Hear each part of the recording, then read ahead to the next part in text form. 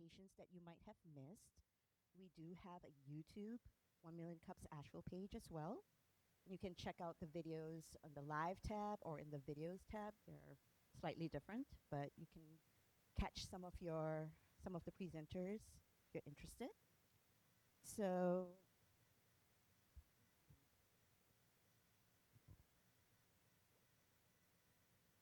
the mission of 1 Million Cups is to lower the barrier of access to education, resources, and connection for all types of new and aspiring entrepreneurs throughout the United States. This is our 1 Million Cups organizing team. They are some of my favorite people that I've gotten to know. So Erica is not here today. We've got Britt Powell and from Britt Creative, Tyler Powell, who is the other half of the team that does all of our marketing and e-newsletters that you guys get. If you haven't signed up for that, make sure you get that on your list of things to do. We have Bill McKinnon and me, Pramila Thiagason, Stephanie, Shoban, Sean, Brian, who does all of our great tech stuff. We wouldn't be as dynamic as we are without Brian. And Ray and Paula, who are our mascots pretty much, who greet all of you and say hi every morning and just bring a wonderful start to your Wednesday mornings, right? So always say hi to Paul and to Ray and Paula. Some ground rules. I know it sounds like you're back in kindergarten, but it's really simple. You've done this before. Please make sure for our audio, purposes that when you are asking questions at the end of the presentation, that you raise your hand to ask a question. Somebody will come with a mic, and we take turns. And then you wait for the microphone and an acknowledgement from the organizer that gave you the microphone that it's your turn to speak. State your name, please. We would like to know who you are, and speak clearly into the mic like this, because we're recording. And keep it to one clear question per person.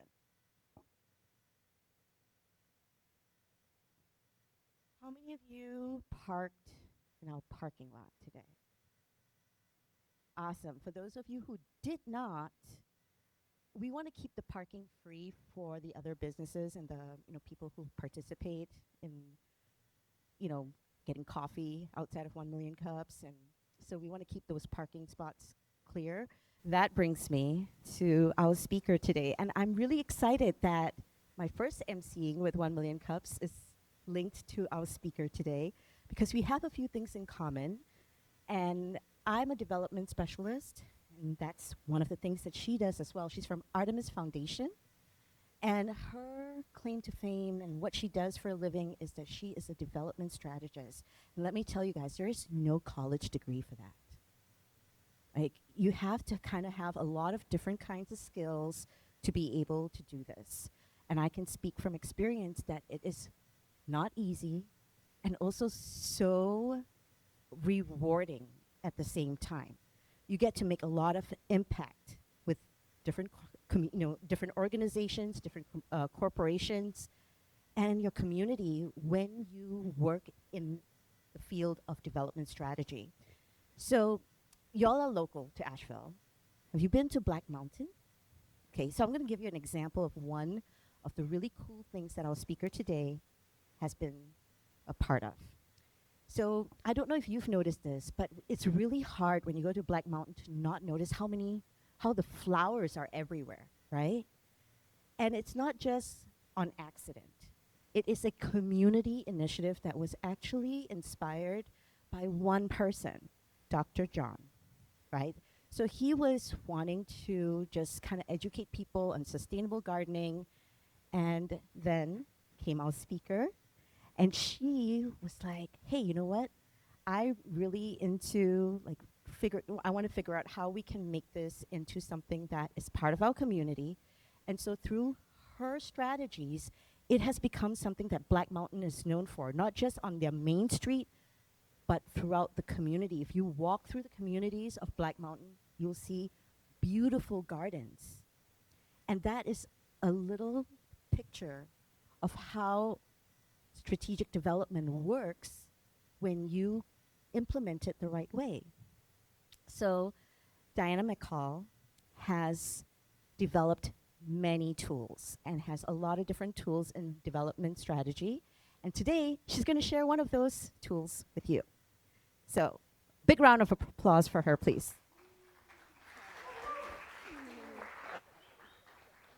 Yeah, I think you can. Great. Good morning. So as you can see, we're going to start by stopping. We're going to start with a pause. So I invite you to settle into your seat. And if it feels safe and comfortable, you can even close your eyes or just soften your gaze down towards your lap or your hands or your floor. And slowly take an inhale together to a count of 4, 3, 2, and 1. And hold that breath in for a moment. And exhale, 4, 3, 2, 1. And hold that breath out. And begin to notice your body as you inhale, 4, 3, 2, 1. And hold your breath. And notice if there's any one thing you could do to become a little more present in your body as you exhale, 4, 3, 2, 1. Holding your breath out, scanning your body for any one thing you could do to become a little more present as you inhale, 4, 3, 2, 1. Holding in that stillness, in your presence, in this moment, and exhale, 4, 3, 2, 1. Return to your own breath. Whenever you're ready, gently bringing your gaze back to the front of the room. Thank you for taking that pause with me. So I am Diana McCall with Artemis Facilitation. And facilitation simply breaks down to make things easier. A lot of people, when I tell them I'm a facilitator, they go, of what? And the answer is really of anything and everything. I have used my facilitation tools and skills to take command, but I wouldn't even say command, but to make easier at a dinner party, deciding how we're going to eat together at a restaurant. And so asking that group of people, we were celebrating a woman's birthday, and they said on a scale of 0 to 10, 0 being, I want to order my own dish and I don't want to share it with anyone, and 10 being, I want to taste everything that everyone orders at this table, right? So I can facilitate a dinner party. I can also facilitate leadership strategy at the Oregon state level of Department of Human Services and helping them rethink what is the purpose of child welfare. So anywhere there are complex decisions to be made, I help make them a little bit easier. And I would say that while Artemis Facilitation has been incorporated only since 2024, I've been doing the work of facilitation probably since I was about 16, when I started working for the Boy Scouts, working with groups of people to tackle high on the ropes courses and challenge courses. And so from the beginning, I've been thinking about how do a group of people get from where they are to where they want to be? And how can I support really from behind to help emerge the collective wisdom and expertise in any group of people? And so this is what it looks like when I facilitate now. I'm no longer on those challenge courses in the woods, but I'm in rooms like this one with big open walls. And that thing you see up there is called a sticky wall. And it's a piece of technology or tool that I use. And it's a piece of ripstop nylon that is sprayed with 3M sticky spray. And paper can go up on it so that people can see their thinking out loud. And this is a group from the Ohio Department of Human Services, and they were looking at a culture shift. They were looking at where are we now and where could we be if we made some key strategic changes in the way that our culture works. And so this is a group of people coming to consensus about what they all thought. They each had their own individual thinking, and then they came together to see where do we align.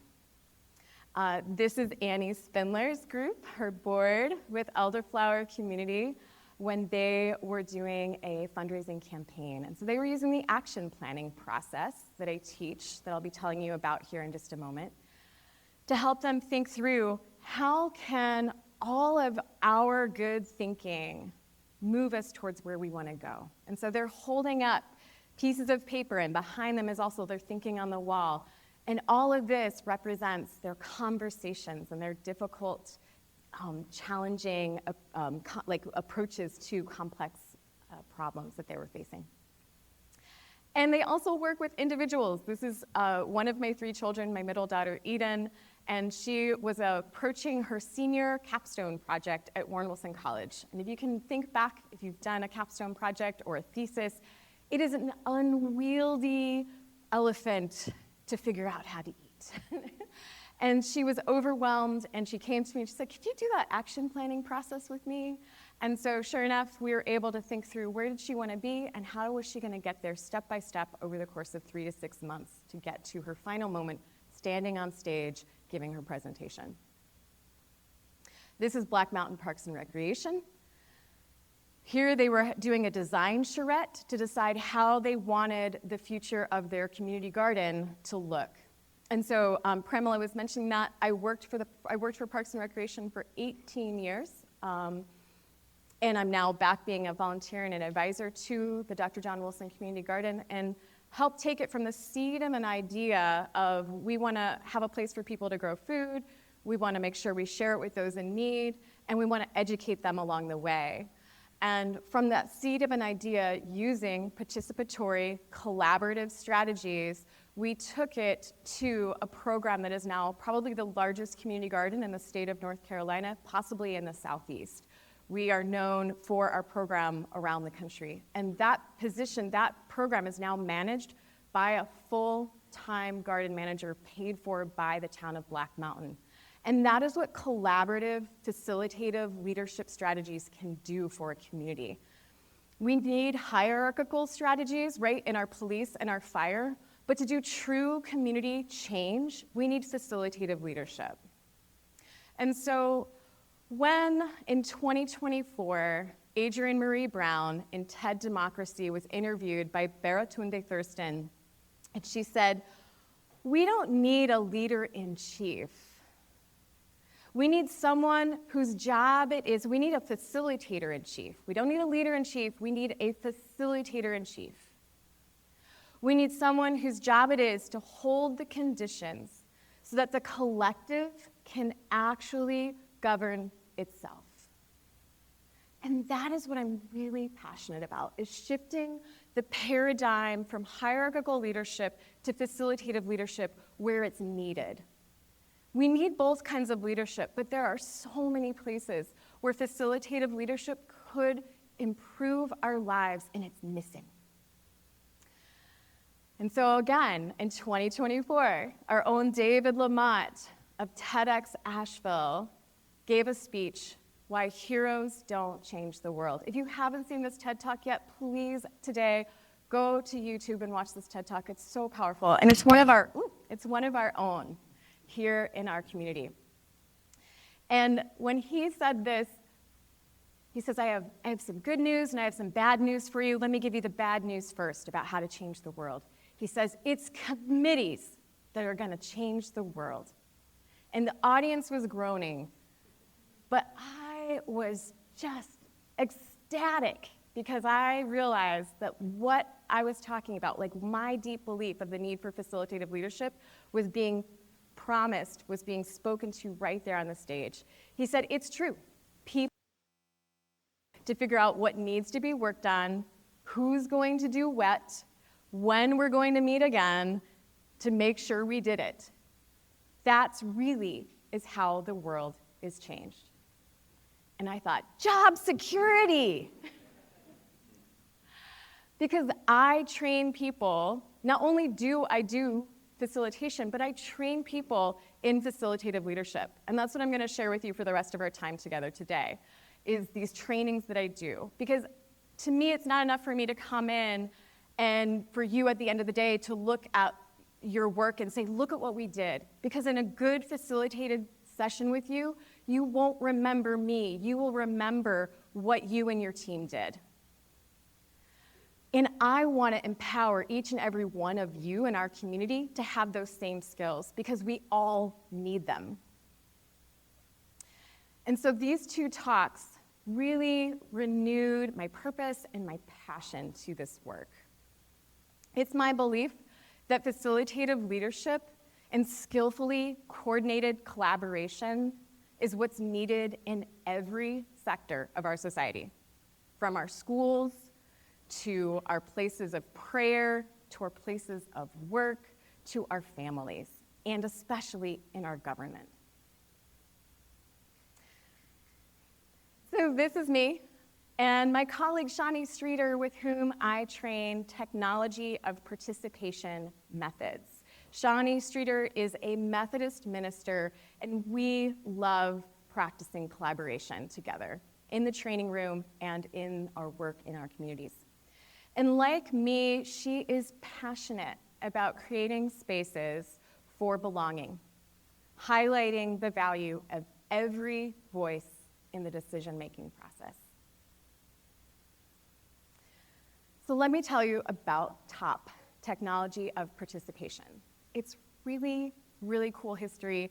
They were founded in the 1950s. They actually came out of a World War II chaplain. He was a veteran of World War II. He was a chaplain, and he came back from the war, and he was wondering, how can I help myself and my colleagues in my community process the trauma of war? And that journey led him over the course of about 5 years. He was a chaplain, and I think he returned to university systems. So he had a lot of opportunity to practice and develop this theory. And so he developed what became the focused conversation method, which is a method that I now train in the technology of participation method trainings. And then he also went on to, along with many others, participate in an intentional community in the south side of Chicago in the 1960s. And through tweaking the focused conversation method and then also developing other methods for collaborative engagement, they did community development work in the south side of Chicago. And they went out in the community, did that work, would come back into their intentional community and discuss their methods and tweak them and refine them. And then they took them all over the world. One of my mentors, I am so blessed, Robertson Work, he's in his 80s. He lives right here in Swannanoa. And Robertson Work's resume he has worked and facilitated in like 40 countries all over the world, doing community development work using these very simple tools. Deeply inspiring, and he's one of many, many mentors that I have in this network around the world that have done this kind of work and that are in there now, their 70s and 80s. So they've been widely adopted globally across multiple sectors. And again, returning to that piece, when a community experiences this kind of facilitation, they don't say, oh, thank you, great and mighty leader, for helping us from far away. No, they look to themselves and they say, wow, look at what we know, who we are, and what we can accomplish right here in our community with the assets and the strengths and the wisdom and the expertise we have. These are just tools and processes to help any community get there. And this is what it looks like at the end of one of our 2-day trainings. These are 20 folks from all different departments of the UNC Chapel Hill School of Medicine. And two of the pillars of a 2-day, or really of ToP, of the technology of participation trainings, are profound respect and inclusive participation. These methods lead to that in any group of people. And you learn the focused conversation method, which is a way to take any group to shared awareness. It's not shared agreement, it's just simply shared awareness. And shared awareness is sometimes enough to develop profound respect. I think we can all relate to that right now in this very divisive world we're living in. The other tool you'll learn is the consensus workshop method, and you can see some of that on the wall behind them. And the consensus workshop method helps any group of people take an unwieldy, complex question and get to consensus, get to a synthesis, a set of themes that answer the question that they all agree on. So it's shared agreement at that point. And then finally, we combine those two tools into a method called the action planning process, which you heard me mention earlier. And the action planning process is taking a group of people into shared ownership and shared commitment to action about those complex problems. So there's this bias in these methods that we're going to build our way towards shared action to get along the way of this work. So often, right, the reason why we groan about committee work is because 6 months later, we're still talking about the same problem. This takes a point and brings us into an agreement about what we're going to do about it. And we all sign up aligned with our strengths and our passions and our interests. And these are tools and processes at the end of the 2-day training that give you that. And so Shawnee Streeter and I have partnered to create Asheville ToP training. We really are committed to bringing these trainings to Asheville and the region, and we're especially excited and honored to be partnering with the YMI Cultural Center. That was a really important choice. We could have led these trainings at the Marriott or any corporate location here in Asheville, but no. To me, it was really important that we partner with our oldest Black-led institution in the United States. If you did not know that, it is right here in Asheville. And they are an incredible asset, an incredible resource to our community. And so our values are so deeply aligned with what YMI is about. We really wanted to partner with them and impact that community as well. And so these are some of our training dates coming up for our TFM, June 3rd and 4th, September 30th, October 1st. And then November 13th, we have a 1-day training to learn a deep dive on simply the focused conversation method. We have some other trainings available this year, but if you haven't taken a ToP training, you have to take these before you can do those other ones. The other thing Shawnee and I have partnered to create is Circle of Hope. And Circle of Hope came out of me meditating after Hurricane Helene on what's mine to do. What are my gifts that I can bring to disaster recovery? And while I used to be a first responder in my previous work as an experiential educator and outward bound guide and backpacking guide for the Boy Scouts, those days are behind me. And I thought my gifts, my skills now are really here in these participatory engagement strategies. And I know firsthand from looking at the work that happened for Katrina that happened in New Orleans after Katrina, that their problems began to be solved when they did collaborative engagement strategies across their communities.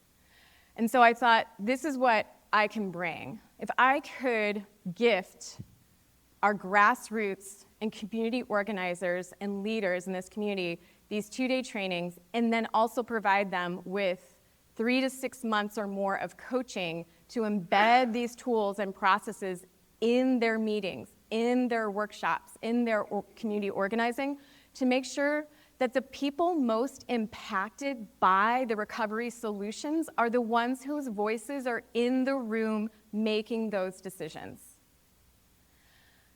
And so we created Circle of Hope. And United Methodist Church is our first funder, and we will have 5 to 8 participants in our June 3rd and 4th training who are paid for by the United Methodist Church to attend that training and then receive coaching through the end of 2026 towards community organizing targeting disaster recovery.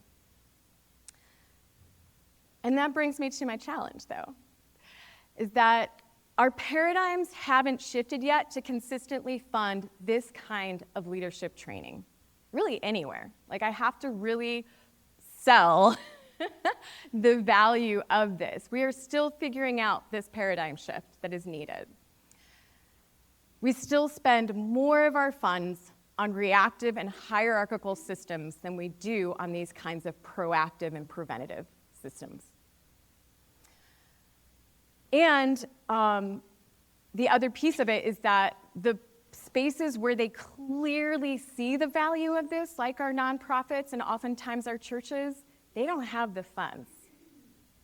So Shawnee and I have been asking ourselves the question, do we become a nonprofit? Do we get fiscal sponsorship? How do we access the funding so that we can get these tools in the hands of folks who can most use them to create the biggest amount of change in our communities? So at this point, I'm going to turn it over to you, and I'm going to lead you through the focused conversation method. I'm going to ask you a series of questions using this method and engage us in a community conversation to help you process and think through what you've heard me say and share with you, and then help emerge, extract on my behalf, and also I hope on each other's behalf. I hope each of you comes away from today's conversation improved, knowing something you didn't know before, and having a connection with someone else in the room that you really value. So this conversation is going to help answer, hopefully, some of this challenge, but also get you thinking about your own. So we're going to do things a little differently than Pramila invited. The part that you are going to do is you're still going to use a microphone, because we definitely want to be recording everyone's voices. But the piece of like, you're not going to, you will raise your hand to get the microphone, but we're not going to be asking questions. I'm going to be asking the questions, and you're going to be sharing your answers, okay? To begin with, though, the first question, you're simply going to turn to your neighbor, or find a neighbor if you don't have someone sitting next to you, or get in a little group of 3 is fine, but get in, 2 to 3 folks. Share your name with this person if you don't already know them, if you haven't been married for 25 years. Share your name with them, and then you're going to answer this question. And it's simple. It really is as simple. Just what's an image or a phrase that stands out to you? So let me give you an example. I practiced with my son last night at our kitchen table, and he answered this question, profound respect. It's that simple, okay? So your name and an image or a phrase that stood out to you from what you just heard. Go ahead and share.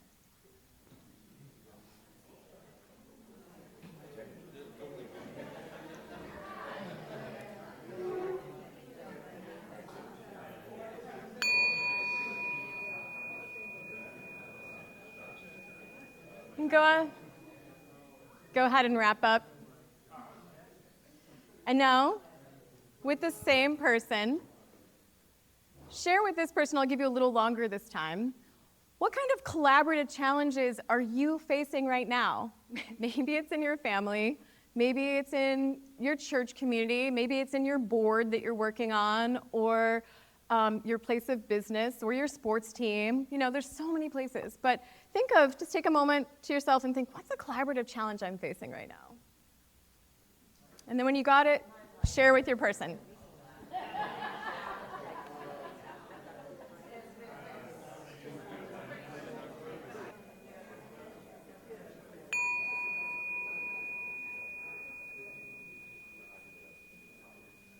I love that moment in a room when there's just so much energy because of the shared thinking. The shared energy in this room is so beautiful. So this point's where we need a microphone, and I would love to take a couple of shares from those conversations. You can either share what's your collaborative challenge, or if you were really inspired by the thinking of your partner, feel free to share theirs. And please share your name and stand up. Hi. Great presentation, by the way. My name is Rishi Srivastava. I run a software company. A couple of weeks ago, I presented here collaborative leadership. Sounds very good. Actually, in the world that I live in, I feel like it's too hard. I feel like the future is so unpredictable, and we only have so much time. Someone like me, I have to just set the North Star, and we just go for it. Because there's too many paths, and if we try to get to a consensus, first of all, we're going to play too small, and in the tech world, playing too small is never good. Our world's changing very fast, and I just want to see, how in some ways adopt some of the things that you're saying. But to be honest, the North Star is never set by my team. Thank you. One more. Share. Yep.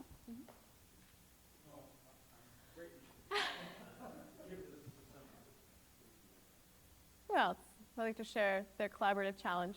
Thanks, Tony. Hi, my name is Tony. I run Asheville Institute of Martial Arts, which most people in the room don't know. It's a very, very, very complex place. And one of the challenges that I have is I have a staff of 27 people. But,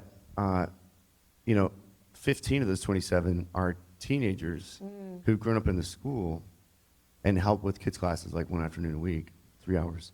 I got some retirees that drive vans that I see for, a glimpse when they come in to get the keys. And then I wave to them as they're leaving. And then we have a core of like 9 people that are there full time. And one of the practical challenges I have is that I can't get all those people in the same room at the same time, ever. Right. Like, it just doesn't work. The different stages of life and all that. So there are practical challenges of fragmentation, of being able to all be on the same page all the time. Mostly as a function of the physical limitations of communication. Thank you. Yeah. So next question for everybody, and we're going to continue in this format where you're going to share with everyone now using the microphone. So again, just standing up, saying your name. And I'm curious to hear from anyone, what excited you about what you heard me talk about?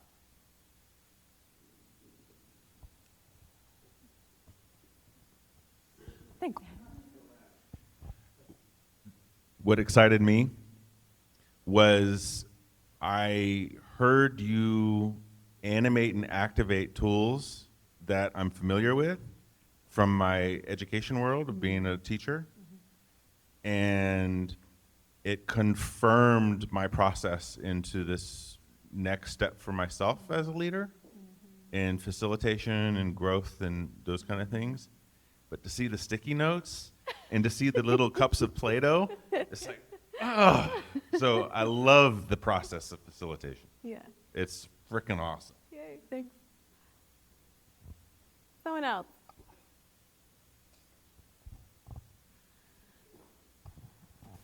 I'm Karen. I love the idea that it's pre-work in a way, that you're planning and preparing and thinking ahead rather than being reactive. You're being proactive and helping people think about how to connect now and not worry about an event that's going to facilitate fear. It's out of a happy place, and you're working to do something really productive.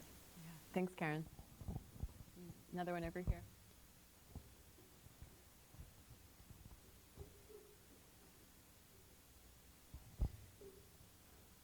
I love the question, number one. I think questions really determine your life. But what I really like about this is thinking about facilitation as a core skill set for a CEO. It's one of those things that it's always there, it's what you're supposed to do. You kind of skip over it just to kind of quickly get to the answer. Taking a step back, focusing on learning how to facilitate could help someone step away. So often leaders who have all the answers wind up painting themselves in a corner to where they always have to be the one to come up with the answers. But if you are good at facilitating, you can step out of the room and let your team take over. So I enjoyed that. Ross Hamilton. Hey, With thank you. savinghomes.org, a great nonprofit where we help single parents save their home from foreclosure. And I have a big event with a lot of high net worth people coming together that are on my dream team, and we're trying to figure out how to have a bigger impact. So this has excited me and changed the way I'm thinking about that I event. love that. Will you say the website name again? Savinghomes.org. Thank We you. saved a mother's home for Mother's Day recently, so that was a big win. Awesome. All right, next question. What concerns or cautions do you have about anything you heard? Yes. And your name? I'm Bill McKinnon, one of the organizers here, and I've been doing facilitation for 40 years. And in lots of different situations. My concern is what happens, how do you manage conflict? It can start with a confrontation or just simply differences, but I've had experience where it leads sometimes to conflict. How do you manage that? Are you asking, you want me to answer it? Yes, Or you please. just, okay. So there's actually so when I do these 2-day trainings, you get a manual, and my colleague Shani likes to call it a cookbook. It's like and in there is actually a whole 2-page appendix specifically on managing conflict and how these tools, when following the recipe, actually help to address conflict. So for example, the consensus workshop method, even if I come in with my very clear, like, I'm over here and you're over there, Bill, the process leads us to a place where we can see our ideas on the wall and see where we come together. So that's one way that I've seen conflict. And one of my other colleagues in this, she said she led a consensus workshop for a group of scientists. And on the break, after they had completed the 2-hour workshop and they had gotten to their shared agreement, one night came up to her and said, I'm a scientist.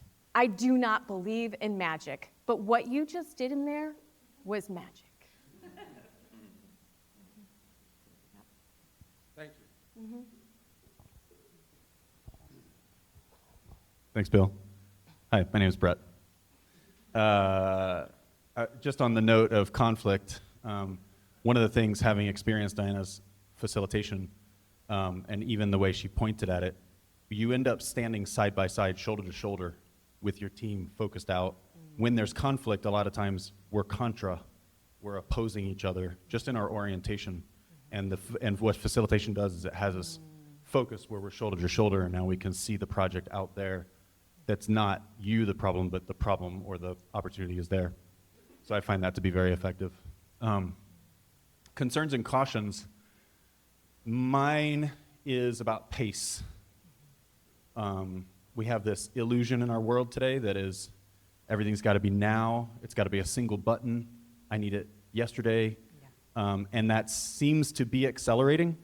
And this work forces us to slow down, explode things, pause. I mean, I love that you started with a pause because I really think that that's one of the most important details in, again, my experience of your facilitation and facilitation at large. When it's done right, it does slow us down and it brings us present to the moment. And that's slower work than what I think the illusion of today wants us to believe is progress. Yeah, absolutely.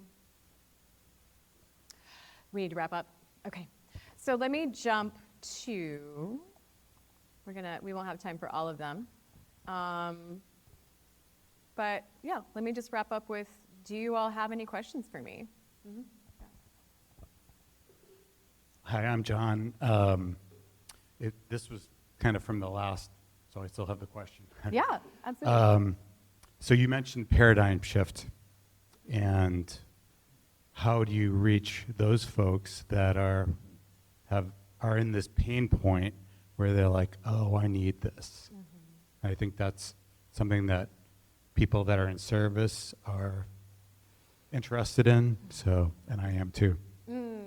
And so is there a question in there for me? The question is, how do you reach the people that are in this pain point? Yeah, and this is my question for you all. Who do you recommend we speak with? What organizations or leaders do you want to introduce us to? So I'll just put it back at you because I'm asking the same question. Hi, my name's Amanda. Oh, sorry. My name's Amanda. My question for you, it's sort of aligned with that question you had. An assumption is that a lot of the organizations that need this most, the leaders might not realize that they need it most. Okay. And so how are you positioning this, or have you positioned this in that these are the friction points you're not seeing, these are the bottlenecks we can open up? A lot of companies like to see that quantified in time, in dollars, and that kind of thing. And have you done any of that quantification or any of that research that you can show a board for the key decision makers? Yeah. And these are great questions, and I appreciate them enormously because they were what I hoped we would have a little more time to get to. The time went by so fast. And so I invite you all to reach out to me. This is my QR code, Artemis Facilitation. And continue to have this dialogue with me. I'd love to go out to coffee with you or have a tea date or go for a walk in one of our beautiful parks or mountain trails and continue to have this conversation because I don't have that quantitative data. I've been doing this work since 2016. I've been on the journey. I became a qualified trainer of these methods and certified to facilitate them. And these are some of my questions that I have that I'm wrestling with. Is like this is my passion project, is to get these in the hands of more people. How do I do it? So if you have insights and want to follow up with me, I would love to spend some time with you. Thank you so much for your time today. Thank you. So good. What do y'all think? Yeah? So, there we go. Okay. So here are our event sponsors that make 1 Million Cups possible here in Asheville. It's a lot goes into it, guys. And you know what? I was talking to a friend of mine who's in LA who says that there's no 1 Million Cups there. Yeah, because it takes a lot to have this happen, and these are the people that make it happen.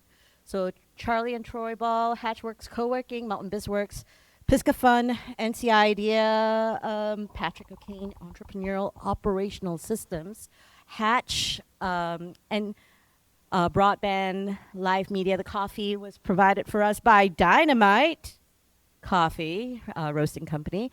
Western Carolina University Score, Brit Creative does all of our marketing, Eric Broadband, and the Brookshire Side Group. So lots of love for them. Here's a quick calendar for you to be social or as antisocial as you want to be.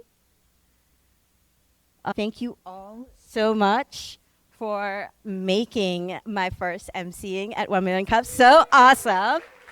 And if you want to sponsor 1 Million Cup, here's the QR code. And I just want you to know that Peter over there has been taking photos of y'all, and he's going to use that for blackmail.